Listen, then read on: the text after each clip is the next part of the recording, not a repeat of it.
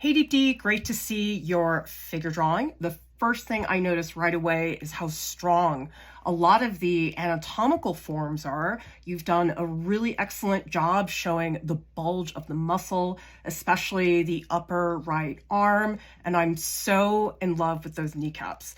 The kneecaps are fantastic because they're not super detailed, they're not especially dark either, but you've very quickly suggested that form. I can see really clearly on the left-hand side, you've got the kneecap really popping out, you have some of those surrounding muscles.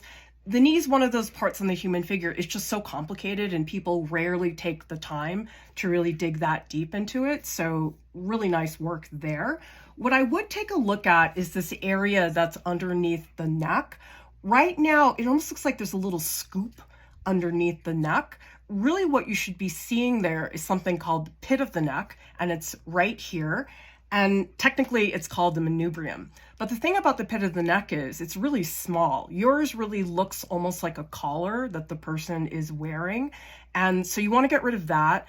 And then the other thing you want to add is collarbones. So at the pit of the neck, you've got here, and then you've got these two collarbones.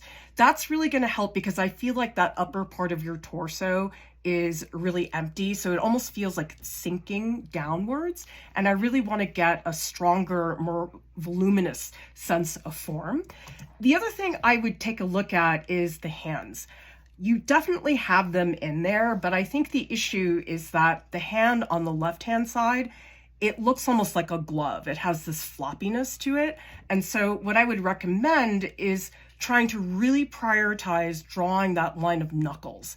That's actually much more important than drawing the individual fingers. I feel like I would rather have a sense of the planes of the hand instead of individual figures. And even the hand on the right, I know that they're sort of leaning up against a surface.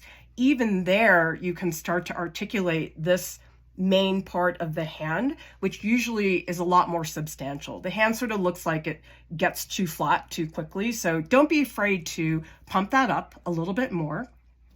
I would try to emphasize making sure the head is consistent with everything else because you've done this really beautiful shading throughout all of the figure, and the head's a little bit awkward because you have this one shadow on the left eye, but then there's no shadow anywhere else. And so I would assume if the head is following the same lighting situation, that probably the whole right-hand side of the head would need to have a stronger shadow, which is what you have on the right-hand arm. So making sure that the lighting is really consistent.